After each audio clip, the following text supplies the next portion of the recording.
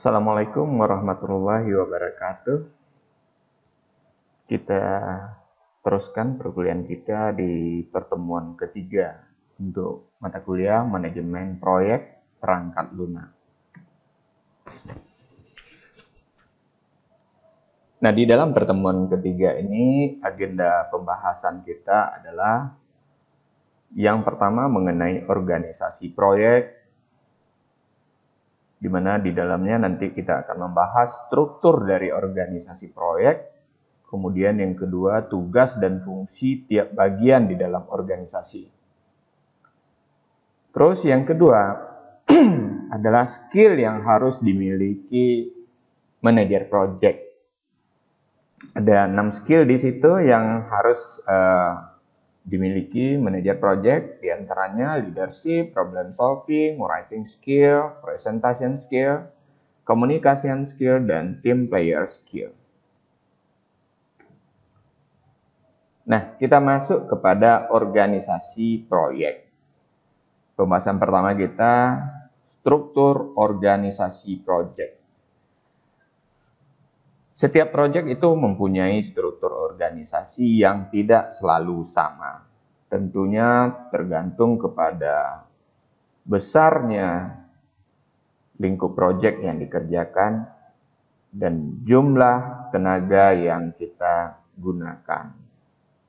Nah, di dalam proyek perangkat lunak, struktur organisasi bisa seperti yang ada di slide kita ini.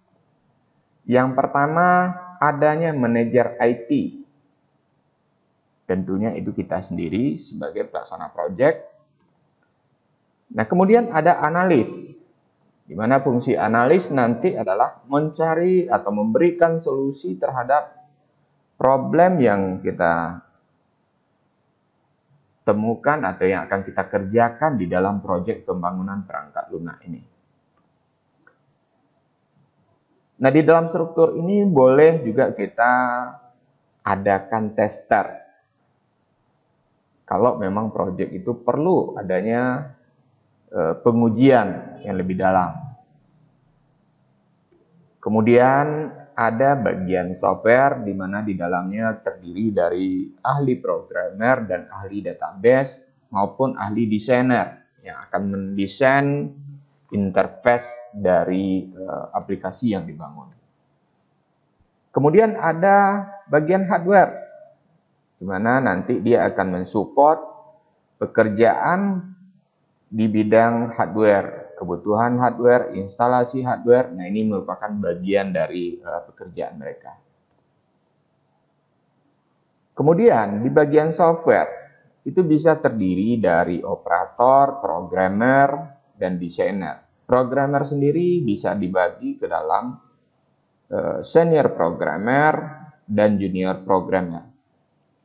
Senior programmer adalah orang yang sudah berpengalaman di dalam membangun perangkat lunak atau sudah banyak mengerjakan proyek-proyek di bidang perangkat lunak.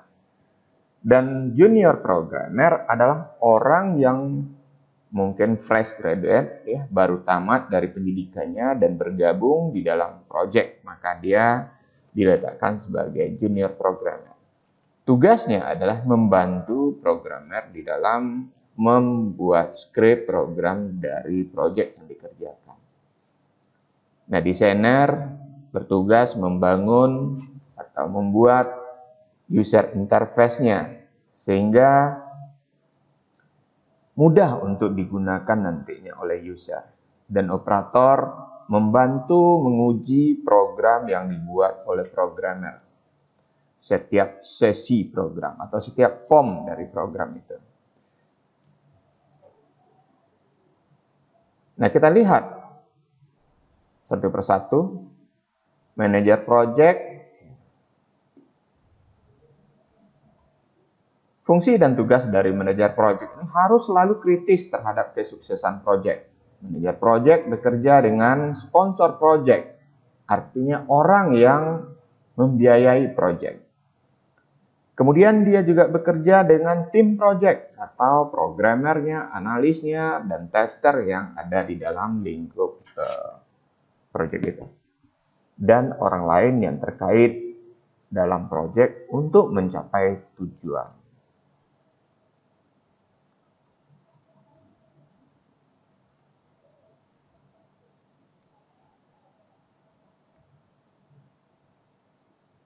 Berikutnya kita lihat beberapa tugas dari manajer proyek. Yang pertama, menyusun kegiatan operasional proyek.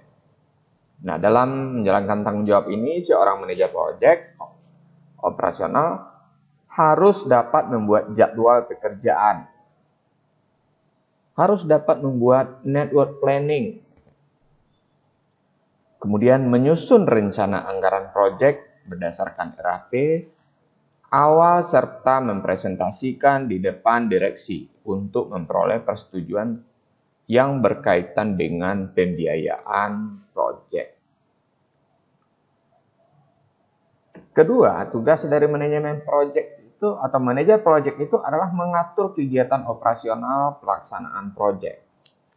Manajer proyek harus mampu berkoordinasi dengan pihak-pihak yang terkait dalam pelaksanaan proyek. Misalnya dengan rekan kerja satu tim, pihak eksternal. Pihak eksternal itu bisa aja owner, bisa aja konsultan, bisa aja subkontraktor, ataupun masyarakat sekitar. Kemudian juga berhubungan dengan quality control, dengan engineering, bagian keuangan, serta dengan fungsi lain yang terkait untuk menjamin kelancaran pelaksanaan proyek. Nah, di dalam proyek IT tentunya seorang programmer itu nanti akan berhubungan dengan analis, akan berhubungan dengan programmer, akan berhubungan dengan tester, begitu juga dengan pihak luar, akan berhubungan dengan vendor, dengan supplier yang menyediakan kebutuhan software, dan tentunya juga berhubungan dengan owner.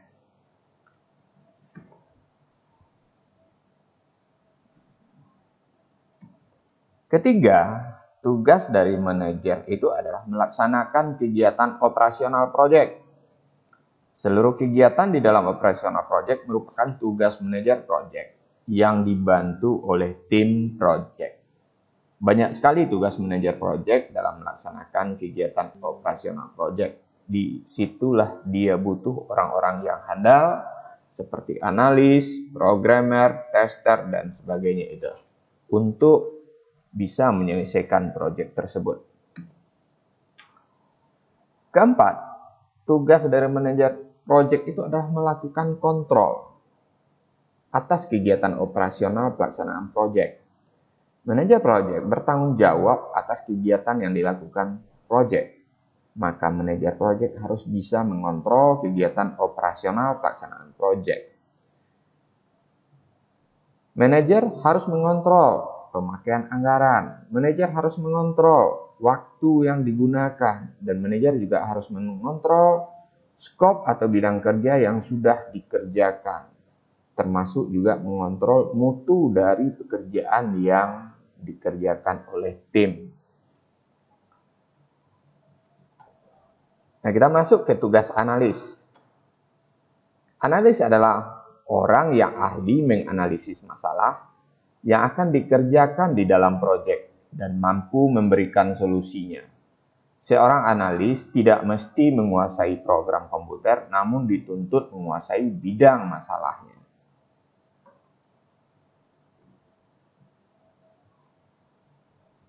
Tugas dan fungsi dari analis. Yang pertama, melakukan analisis dari masalah proyek. Biasanya sistem analis adalah orang yang memiliki latar belakang pendidikan sama dengan bidang masalah yang akan dikerjakan dalam proyek. Tugas analis adalah menganalisis masalah proyek dan menentukan data sumber yang akan digunakan dalam sistem. Nah, kalau di dalam pembangunan suatu perangkat lunak atau pembangunan sistem, maka analis bisa menentukan data apa aja yang dibutuhkan oleh sistem nantinya di dalam menyelesaikan masalahnya. Analis juga memberikan solusi masalah proyek. Analis memberikan solusi penyelesaian masalah proyek. Solusi yang diberikan kepada programmer, desainer adalah merupakan logika yang sudah dijabarkan dalam bentuk flowchart maupun dalam bentuk ASCII diagram ataupun dalam bentuk UML, sehingga tidak membutuhkan waktu yang panjang untuk menjelaskan kepada programmer. Bayangkan kalau seandainya analis itu menjabarkan kepada programmer sesuai dengan bidangnya. Contohnya kalau proyeknya di bidang akuntansi, dia menjelaskan dari awal sampai akhir bagaimana akuntansi itu. Tentunya itu akan butuh waktu lebih panjang. Namun karena sudah disimpelkan dan sudah dijabarkan dalam bentuk logika, programmer tinggal mengikuti logika yang diberikan oleh analis.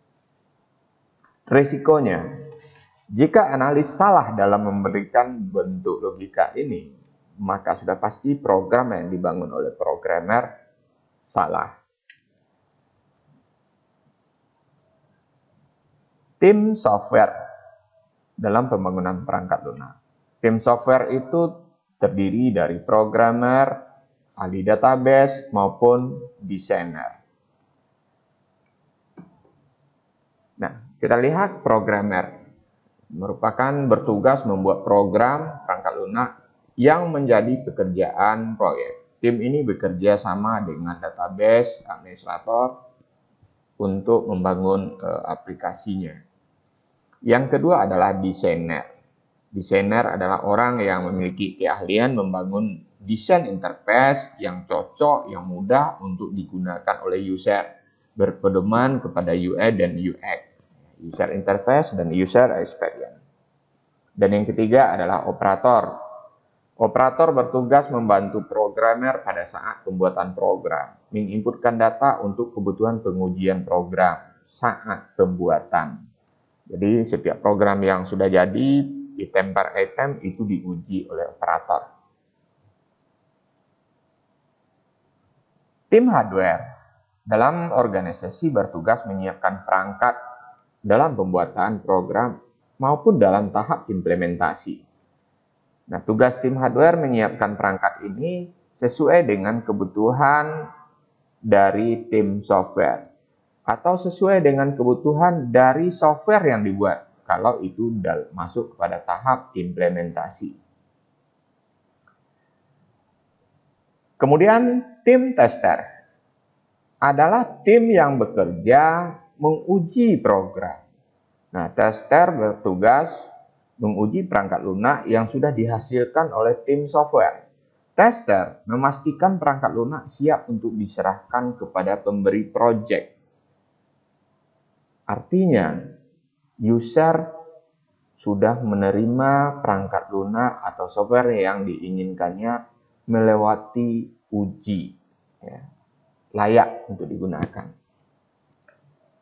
Ada psikologis yang dibangun oleh tim tester.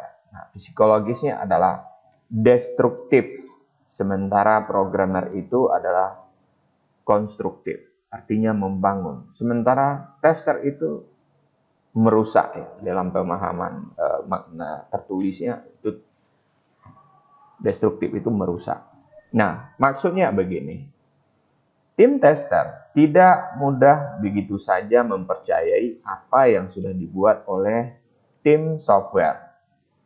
Untuk itu dia perlu harus menguji sehingga tidak lagi nanti ditemukan kesalahan logika, kesalahan desain oleh user yang menggunakan sistem. Inilah fungsi dari tim tester. Akan sangat berbahaya sekali seandainya tim tester langsung mempercayai begitu saja apa yang dibuat oleh tim software, sehingga produk yang dihasilkan langsung dikirim kepada user. Kemudian ditemukan kesalahan-kesalahan sistem oleh user. Nah, ini tentu akan mengurangi kepercayaan pemakai terhadap hasil yang kita kerjakan di dalam proyek. Maka tim tester harus benar-benar menguji software yang dihasilkan tim software.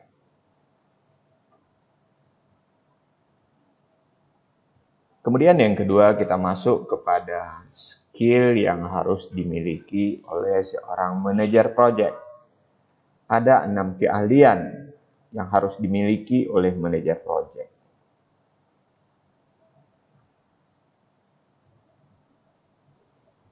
Skill yang dimiliki manajer project ini bisa berdasarkan pendidikannya, latar belakang pendidikannya, maupun pelatihan dan pengalaman yang sudah dia alami. Jadi, seorang manajer project itu punya pengalaman yang luas karena dia harus memimpin suatu project. Nah, apa aja skill yang harus dimiliki seorang manajer project? Yang pertama, dia harus leadership atau berjiwa kepemimpinan. Manajer harus memiliki jiwa kepemimpinan dan menjadi panutan oleh para bawahannya.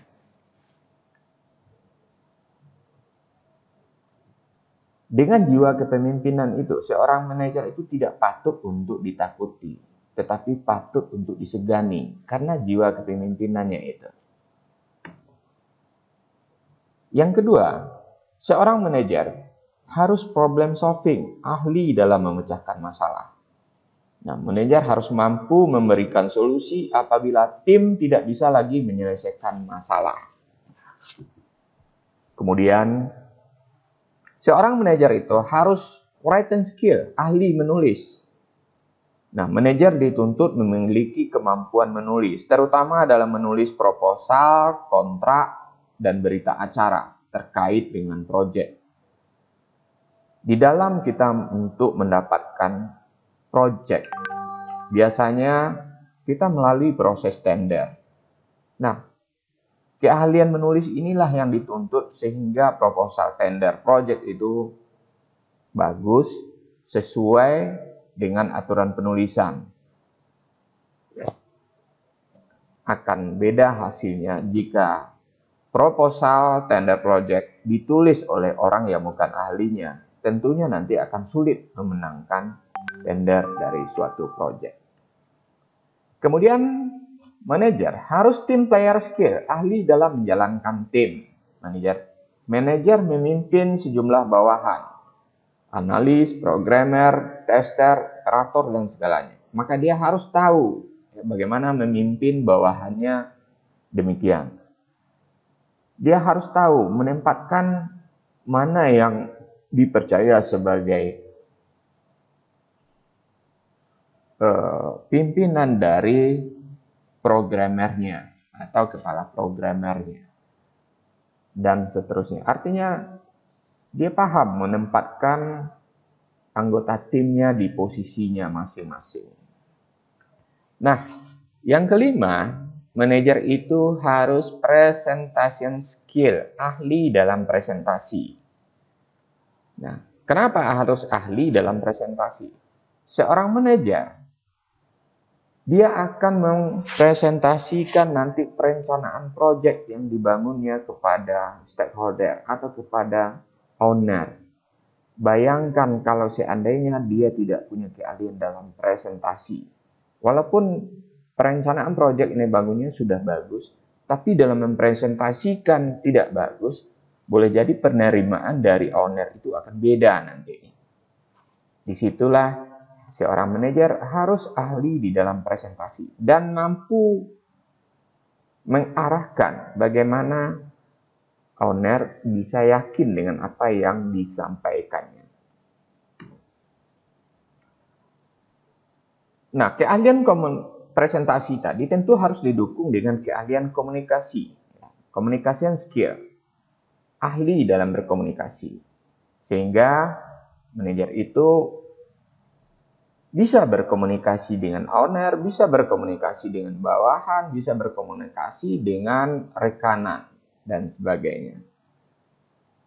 Artinya orangnya supel dan mudah untuk diajak berkomunikasi atau mudah nyambung komunikasinya. Itu yang dimaksudkan dengan communication skill.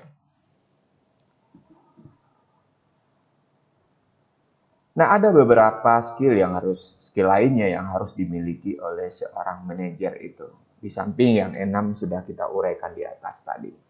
Seorang manajer harus strong admin skill, artinya manajer ahli di bidang administrasi dan tegas dalam menjalankan kepemimpinannya. Ya, jadi jangan pelin-pelan. Makanya di sini dituntut strong dia.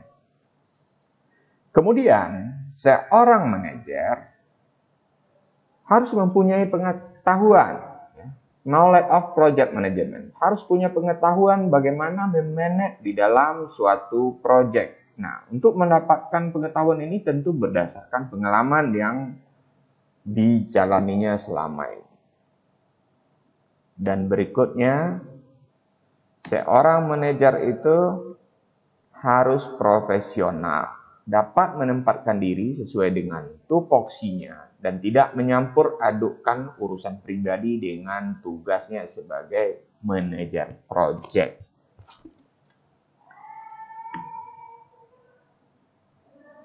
Nah, tahapan di dalam melaksanakan project. Dalam kita melaksanakan project, yang pertama itu tahapannya adalah inisiasi atau inisiasi. Menginisiasi project yang dikerjakan ini apa, yang dibutuhkan apa, dibahas di situ semua. Luaran yang dihasilkan nanti apa. Kemudian dari pengenalan project tadi atau inisiasi project tadi baru dilakukan perencanaan atau planning. Nah, di dalam planning dibahas apa yang menjadi bagian-bagian dari pekerjaan suatu project. Kemudian dokumen dari planning itu akan menjadi pedoman oleh seluruh tim nantinya di dalam melaksanakan pekerjaan.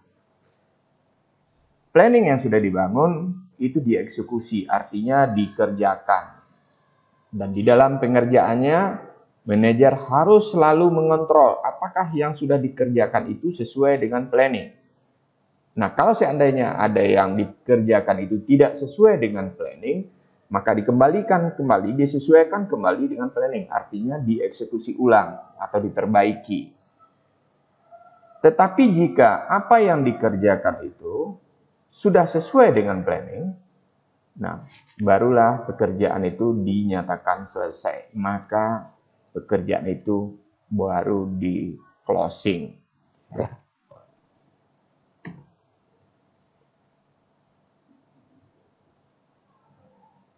Oke, nah ini dia keterangan yang tadi dari tahapan pengerjaan project tadi.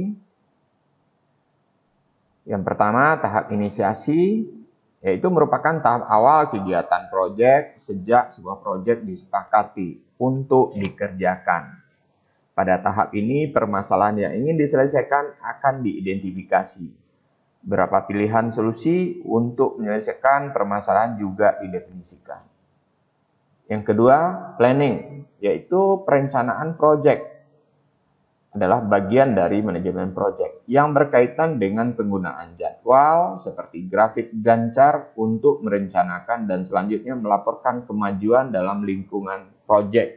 Jadi setiap progres itu, setiap tahap dari progres itu dilaporkan. Perencanaan project dapat dilakukan secara manual ataupun dengan menggunakan perangkat lunak project. Nah, perangkat lunak itu bisa dibuat dengan Microsoft Project. Berikutnya executing, yaitu melaksanakan eksekusi apa yang menjadi perencanaan dari proyek. Untuk itu, pengendalian jadwal, anggaran, dan pengawasan mutu menjadi tugas utama yang harus dilakukan oleh manajer proyek selama pelaksanaan proyek. Controlling. Tahap ini menjadi sangat penting karena jika terjadi ketidaktepatan pengaturan dan pengelompokan kegiatan, bisa berakibat langsung terhadap tujuan proyek. Pengenalian atau controlling adalah proses penetapan apa yang telah dicapai, evaluasi kerja, dan langkah perbaikan bila diperlukan. Jadi perbaikan dilakukan apabila tidak sesuai dengan planning di awal. Kemudian closing. Closing project atau phase merupakan proses penyelesaian seluruh aktivitas dalam pengembangan project. yang telah dikerjakan. Serah terima yang dilakukan termasuk di dalamnya mengaudit, mengecek apakah proyek yang dikerjakan sesuai dengan yang diinginkan. Di dalam closing ini juga akan ada nantinya berita acara serah terima maupun garansi yang diberikan terhadap aplikasi atau software yang dibuat. Nah, itu masuk dia ke dalam dokumen closing nantinya. Terima kasih. Nah, itu dia pembahasan kita di dalam pertemuan ini. Assalamualaikum warahmatullahi wabarakatuh.